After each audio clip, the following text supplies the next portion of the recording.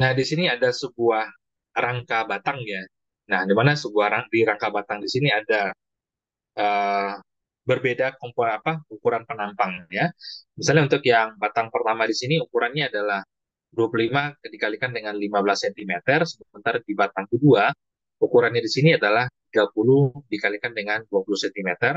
Kemudian untuk yang di batang ketiga di sini ukurannya adalah 40 dikalikan dengan 20 cm. Nah, kemudian pada titik dua di sini, di titik join kedua, di sini ada beban vertikal sebesar 50.000 Newton, kemudian juga ada beban horizontal sebesar 20.000 Newton. Nah, kemudian di sini sudah diberikan arah pembebanan gayanya ya, yang berwarna hijau di sini. Ada U1, ada M1, ada V1, ada G1. Jadi ada arah gaya yang arah sumbu X, ada yang arah gaya di arah sumbu Y-nya. Nah, kemudian di sini sudah diberikan data-datanya.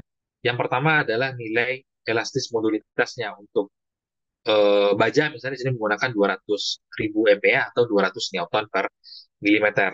Nah, kemudian selanjutnya, karena kita di sini menggunakan Microsoft Excel gitu ya, yang pertama di sini kita masih menghitung untuk yang batang pertama ya, si batang pertama, ini sengaja saya rekam supaya bisa diulang lagi nanti. Nah, untuk yang batang pertama di sini seperti ini. Jadi, karena kita di sini menggunakan penampang dengan ukuran 25 kali 15 cm, kemudian satuannya di sini, satuannya adalah milimeter pangkat 2, maka rumus yang bisa digunakan di sini adalah 250 dikalikan dengan 150 milimeter. Sehingga kalau dalam Microsoft Excel akan ketemu hasilnya adalah 37.500 milimeter pangkat 2. Nah, selanjutnya kita harus mendapatkan berapa panjang dari batang pertama di sini. Nah, kalau kita lihat dari gambar yang ada di sini, ini kan yang sudah diketahui itu adalah tinggi dari ini nih. Berarti tinggi ini sudah diketahui, ini juga sudah diketahui.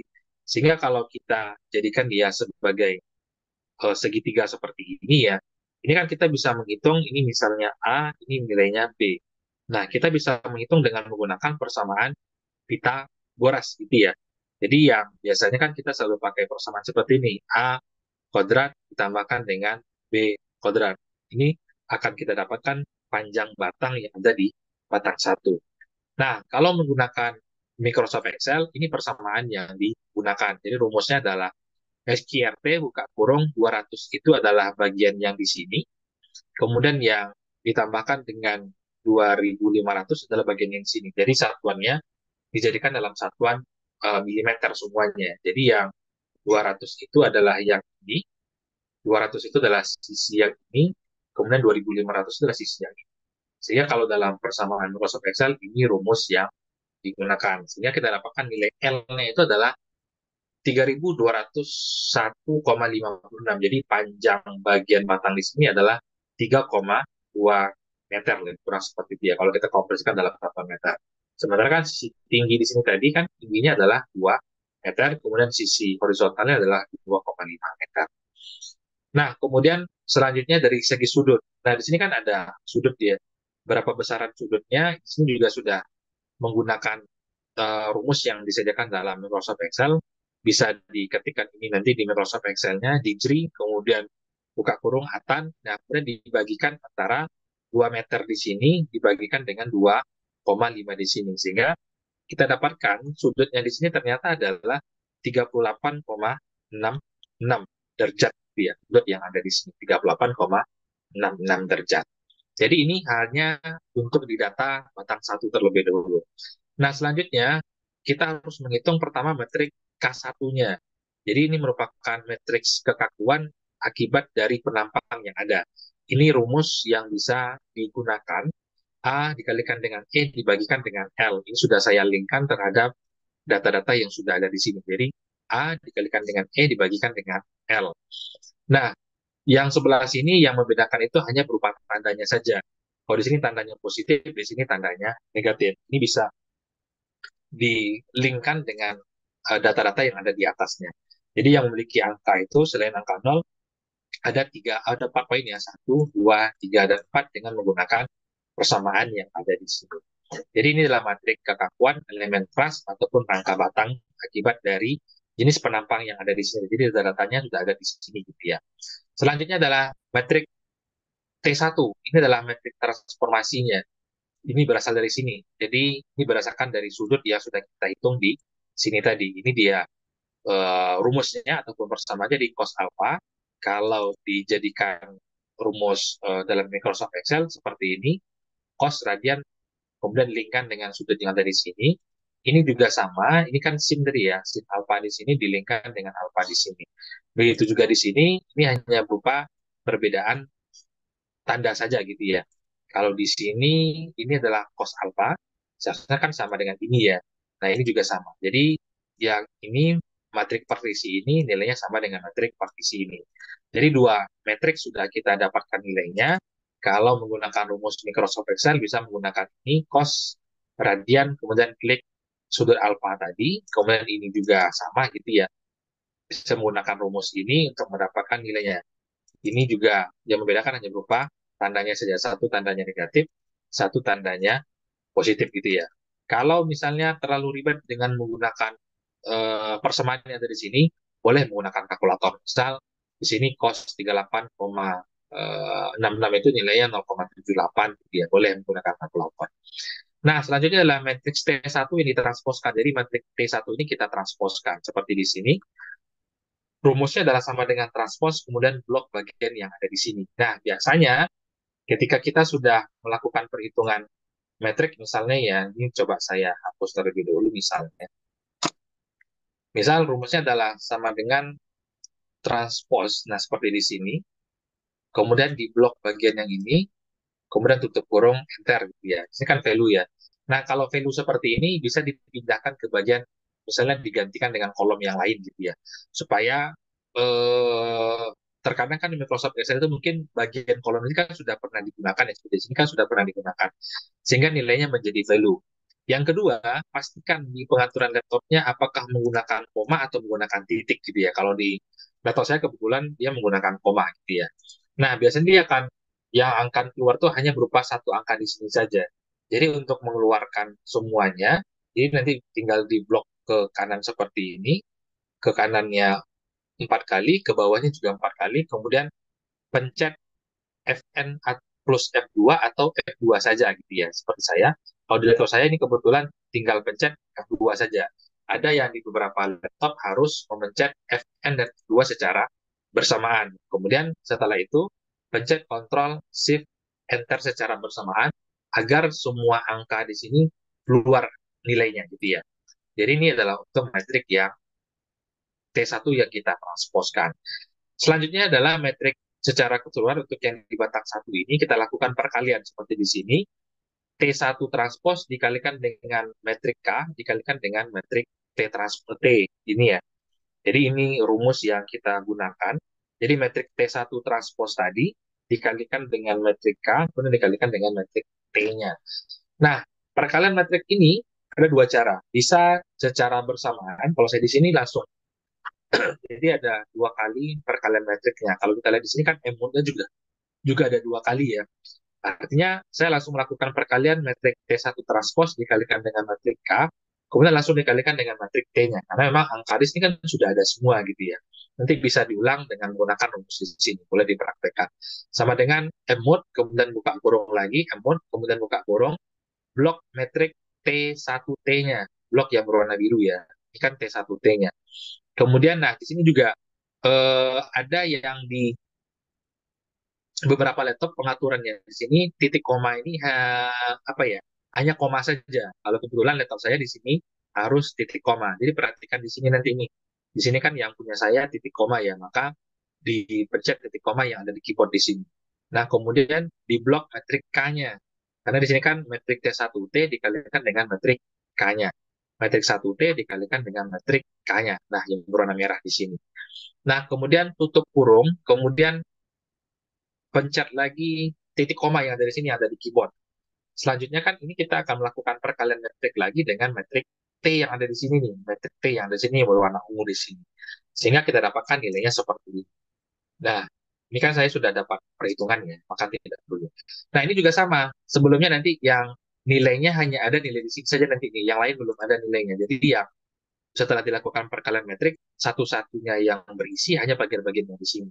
Sehingga untuk mengeluarkan angka yang lainnya dari perkalian metrik di blok ordo 4 kali 4 karena pengalinya juga ordo 4 kali 4 semua ya. Kemudian pencet F2, kemudian Ctrl Shift Enter secara bersamaan untuk mengeluarkan semua angkanya. Nah, ini rumus yang digunakan untuk melakukan perkalian dua buah metrik seperti ini ya. Oke. Nah, selanjutnya metrik ini disusun kembali.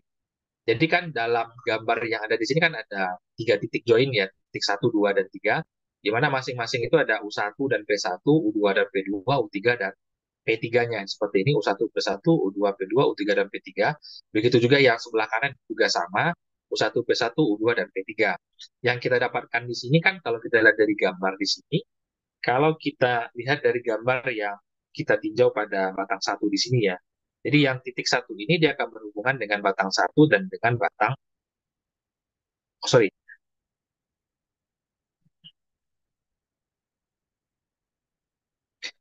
Nah, untuk yang batang satu ini dia akan berhubungan dengan,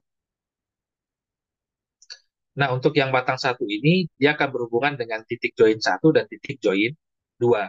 Sehingga dalam persamaan yang ada di sini yang kita isi itu adalah U1 P1 dan U2 dengan P2. Itu juga sebelah kanan itu juga sama. U1 dan P2 yang ada nilainya. Sementara yang U3 seperti di sini dan bagian bawah di sini, nilainya cukup diberi angka 0 di sana. Seperti itu kira-kira. Nah, hal yang sama ini juga bisa digunakan untuk menghitung pada bagian batang 2. Kalau kita lihat dari batang 2 di sini, ini kan ada perbedaannya. Kalau di batang satu ada nilai A-nya tadi 1525 kali 15 yang dari sini. Sementara untuk yang batang 2, nilainya adalah 30 dikalikan dengan 20. Maka di sini dibikin rumus persamaan seperti ini, 300 dikalikan dengan 200. Begitu juga untuk nilai L-nya, kita juga bisa menggunakan persamaan Pitagoras yang ada tadi. Jadi di sini kita bisa menggunakan sama dengan SQRT, buka kurung, 2000 itu adalah sisi tinggi yang ada di sini, kemudian selanjutnya 2,5 itu adalah bagian yang ada di sini. Kita kan ingin tahu nih berapa panjang batang pada bagian batang yang kedua yang ada di sini gitu ya. Nah, sehingga kita dapatkan nilai panjang batang itu adalah 3,201 yang kebetulan ini sama dengan yang ada di batang satu tadi gitu ya. Jadi kan ini adalah persamaan apa ya segitiga sama kaki gitu ya. Jadi kita bisa menghitung bagian sisi miring itu dengan menggunakan rumus Pitagoras. Selanjutnya untuk yang sudut pada batang dua di sini bisa menggunakan persamaan yang ada di sini. Jadi 360 dikurangkan dengan yang sudut di sini tadi. Jadi sudut di batang satu tadi kan kita sudah dapatkan nilainya 38,66 gitu ya. Jadi itu rumusnya 360 dikurangkan dengan batang satu di sini tadi di bagian B12 atau sudut 38,66 derajat tadi. Sehingga kita dapatkan sudut untuk yang di batang kedua di sini adalah 321,34 gitu ya. Untuk sudutnya ini kan sudut yang dari sini ke sini ya sebenarnya. Nah, kalau yang tadi kan sudutnya dari sini ke sini. Nah, kira-kira seperti itu. Nah, tahapan selanjutnya ini sama. Ini rumus persamaan yang digunakan untuk menghitung nilai K2 karena dijauhan kita adalah di batang 2. Ini persamaan yang digunakan gitu ya. A dikalikan dengan E dibagikan dengan L. Kemudian juga ini sama dengan yang di batang satu tadi. Untuk yang T2 juga sama, tinggal dihubungkan dengan sudut yang ada di sini gitu ya. Ini tinggal dihubungkan dengan sini tergantung dari persamaan yang ada di sini. Nah, ini dia. Ada cos alpha, ada sin alpha, ada minus alpha, ada sin alpha, dan cos alpha. Dihubungkan ke bagian sini. Ini sama dengan yang batang satu tadi. Nah, selanjutnya secara persamaan ini sama. T2 ini ditransposkan dulu menggunakan persamaan ini sama dengan yang di batang satu tadi. Selanjutnya adalah di T2 yang ditransposkan ini tadi, metrik ini, dikalikan dengan metrik K yang ada di sini, dikalikan dengan metrik T yang ada di sini ya, T2-nya. Ini rumus yang digunakan. Ini bisa diulang kembali, dipraktekkan langsung dengan menggunakan Microsoft Excel gitu ya. Yang menjadi tantangan nanti adalah akan ada yang hasilnya value gitu ya. Jadi silakan dilihat, terutama penggunaan tanda titik ataupun tanda koma pada pengaturan laptopnya, termasuk juga titik koma. Kalau saya kan kebetulan di sini arahannya di sini kan adalah titik koma gitu ya. Makanya saya tambahkan di sini, yang saya ketikkan di sini adalah titik koma. Kalau di laptopnya nanti adalah titik dua, maka gunakan titik dua gitu ya. Dan ini rumus yang digunakan. Sama dengan yang tadi, biasanya di sini akan ada hanya bagian yang kuning. Ini saya keluar nilainya. Untuk mengeluarkan semua nilainya, di blok 4 kali 4 4 ke kanan, 4 ke bawah, kemudian pencet F2 atau Fn F2, kemudian Ctrl Shift Enter secara bersamaan, maka akan terisi bagian semua angkanya. Nah, ingat di sini judulnya sudah berbeda. Kalau yang tadi kan U1, P1, U2, dan P2. Untuk yang batang kedua, di sini adalah U2, P2, U3, dan P3. Mengapa seperti itu? Kalau kita lihat dari gambar yang ada di sini nih, karena yang kita tinjau ini adalah batang 2, maka batang 2 ini akan berhubungan dengan titik join 2 dan titik join 3. Makanya kita gunakan di sini adalah U2 P2 dan U3 dengan P3-nya, persamaan yang akan kita gunakan. Oke. Sehingga dalam persamaan ini kita ganti. Ini berbeda dengan batang satu tadi ya, karena hubungan antara batang 2 ini bersentuhan dengan titik join 2 dan titik join 3. Ini U2 P2, U3 dan P3. Kemudian juga sama, disusun lagi. Ini U1, U1 P1, U2 P2, U3 dan P3. Yang U1-nya kosongkan, ini yang ini juga dikosongkan ya. Yang di situ adalah U2 dan P3 yang ada di sini. Dan dengan cara yang sama, itu juga dilakukan untuk yang di batang yang ketiga. Dimana kalau kita lihat di batang ketiga ini, ukuran penampangnya adalah 40 dikalikan dengan 20. Sehingga di sini untuk menghitung L-nya, cukup untuk menghitung A-nya, cukup dimasukkan nilai ini nih, 400 dikalikan dengan 200 mm, sehingga kita dapatkan nilainya itu adalah 80.000 mm pangkat 2. Selanjutnya untuk menghitung nilai L ini kan sudah ada ya, yang di batang 3 panjangnya itu adalah 5.000 mm. Kemudian untuk sudutnya, karena dia bagian horizontal seperti ini, maka sudutnya sama dengan 0 gitu ya. Ini untuk yang di batang 3. Tahapannya juga sama, ini untuk menghitung metrik kekakuannya, persamaannya juga sama dengan batang 1, batang 2, dan batang 3 tadi, ini persamaan yang digunakan, tetapi memang dengan data yang berbeda. Misalnya A-nya berbeda, L-nya berbeda. Yang E di sini kan sama semua gitu ya. Ini juga sama. Selanjutnya dalam metrik transformasinya, seperti yang ada di sini, ini juga sama yang ada pada batang 1 dan batang 2 tadi. Ada cos alpha, ada sin alpha, ada minus sin alpha, ada cos alpha. Di sini untuk yang matriks transformasinya, ini saya hubungkan dengan di sini, persamaannya sama dengan yang tadi gitu ya. Seperti di sini juga sama. Ini memang kalau tidak dipraktekkan dengan menggunakan Microsoft Excel agak sulit untuk memahaminya. Jadi memang sengaja saya videokan, nanti saya akan bagikan di video ini bisa diulang kembali. Gitu ya. Nah, selanjutnya di sini ada metrik T1 ditransposkan, jadi dipakai rumus ini, sama dengan transpos, kemudian blok dengan metrik T3 ini, kemudian dienterkan. Sama dengan yang tadi, di sini yang keluar hanya bagian ini saja. Sehingga untuk mengeluarkan semua angkanya, maka blok ordo 4 kali 4, 4 ke kanan, 4 ke bawah, kemudian F2, kemudian Ctrl Shift Enter secara bersamaan. Nah, selanjutnya kita bisa menghitung perkalian metrik di sini sama dengan batang 1, 2, dan 3 tadi. Metrik T transpos dikalikan dengan metrik kekakuan, kemudian dikalikan dengan metrik T-nya, seperti di sini ya. Nah, saya juga sama, saya langsung mengalihkan dua buah metrik secara bersamaan. Nah, di sini kan beda lagi nih, di sini U1, P1, U3, dan P3.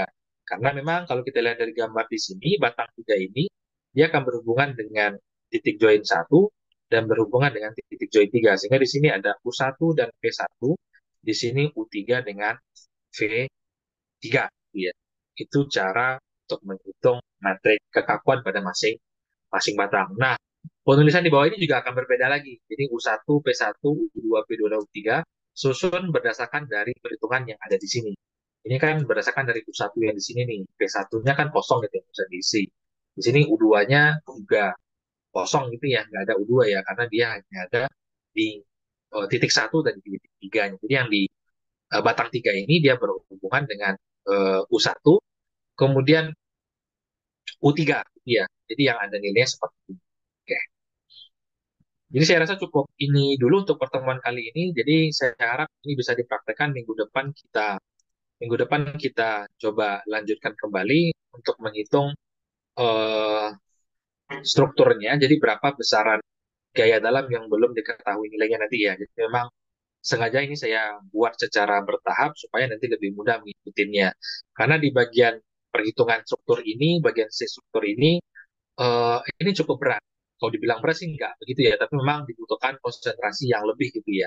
Karena nanti kita akan melakukan readjustment metrik, penyusunan ulang gitu ya. Jadi metrik yang sudah diketahui nilainya tadi, di sini kan sudah ada diketahui nilai ada beban vertikal, kemudian ada beban horizontal.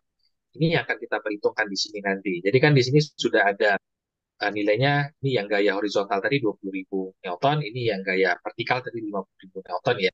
Kemudian karena tumpuan biasanya adalah tumpuan bebas, maka di sini tumpuannya sama dengan nilai sama dengan nol. Ya. Ini untuk yang tumpuan sendi tadi yang sisi sebelah kiri titik satunya. Ini akan kita susun ulang kembali yang memiliki angka kita jadikan dengan metrik teratas. Nah, kemudian baru kita terakhir nanti bisa kita dapatkan berapa besaran displacement yang terjadi di titik U2, P2, dan U3 karena memang berbeda jenis tumpuan yang digunakan, tentu nilai apa ya nilai displacement juga akan berbeda. Ini misalnya kita bandingkan tumpuan sendi dengan tumpuan roll ya seperti konsep yang sudah kita bahas. Misalnya tumpuan sendi dia kuat bisa menahan beban vertikal dan beban horizontal misalnya ya. Yang beban roll dia hanya bisa menahan beban horizontal saja. Nah ini yang akan menjadi patokan bagian displacement mana saja yang akan didapatkan nilainya. Ini insya Allah di minggu depan kita akan lanjutkan pada bagian di sini. Ini akan kita dapatkan berapa displacement yang terjadi pada masing-masing titik yang ada di sini ya. Ini kan sudah ada nilainya ya, seperti di sini. Nanti kita akan dapatkan seperti di sini kan sudah ada nilai U2, P2, dan U3 ya. U2, P2, dan U3 di sini. Di sini yang kita cari adalah nilai U2-nya, sorry ya, U2-nya di sini. Kemudian nilai U3 dan nilai P3-nya. Mengapa di sini tidak kita perhitungkan berapa besaran displacement-nya? Karena memang tumpuannya di sini adalah tumpuan sendi, di mana dia mampu menahan beban vertikal dan mampu menahan beban horizontal. Sehingga untuk yang tumpuan bebas dan tumpuan roll ini yang akan kita perhitungkan berapa besaran displacement-nya. Kita dapatkan hasilnya seperti ini. Selanjutnya nanti baru kita dapatkan berapa besaran gaya dalam yang terjadi. Seperti di sini kan ada F1 ini belum diketahui, ini akan kita hitung dengan menggunakan tahapan-tahapan tadi. Selanjutnya ada G1, ini juga yang kita hitung dengan menggunakan tahapan-tahapan tadi. Jadi kan dia untuk yang tumpuan sendi, dia mampu menahan gaya horizontal dan mampu menahan gaya vertikal. Selanjutnya di sini kan sudah ada diasumsikan pembebanan tadi ya, ada beban vertikal dan ada beban horizontalnya. Selanjutnya di sini untuk yang di titik 3 di sini yang kita hitung itu hanya beban horizontalnya saja karena memang sifat dari tumpuan roll ini dia hanya mampu menahan beban vertikal. Ini adalah hasil akhir dari perhitungan dengan menggunakan Microsoft Excel dengan menggunakan metode metrik dia. Nanti rekaman ini kan saya bagikan ke Classroom, mudah-mudahan bisa diulang kembali. Jadi silakan dicoba ya, disusun dalam menggunakan Microsoft Excel, angka yang ada di sini. Kalau dengan menggunakan video kan bisa diulang kembali gitu. Silakan jika ada yang ingin ditanyakan sebelum kita tutup perkuliahan kita di sore hari ini. Silakan diaktifkan mikrofonnya.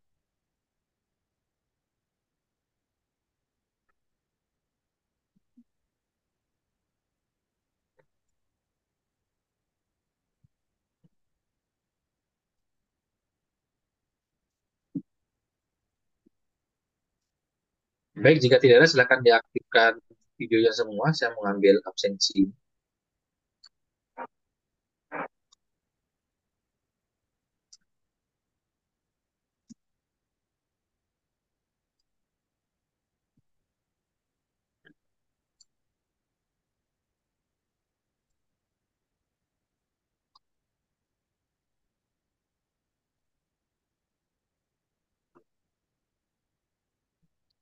Baik, terima kasih yang sudah hadir di perkuliahan kita di sore hari ini. Nanti materi saya akan masukkan di Classroom itu ya. Terima kasih. Assalamualaikum warahmatullahi wabarakatuh. Selamat siang semuanya. Waalaikumsalam. Siang, Pak.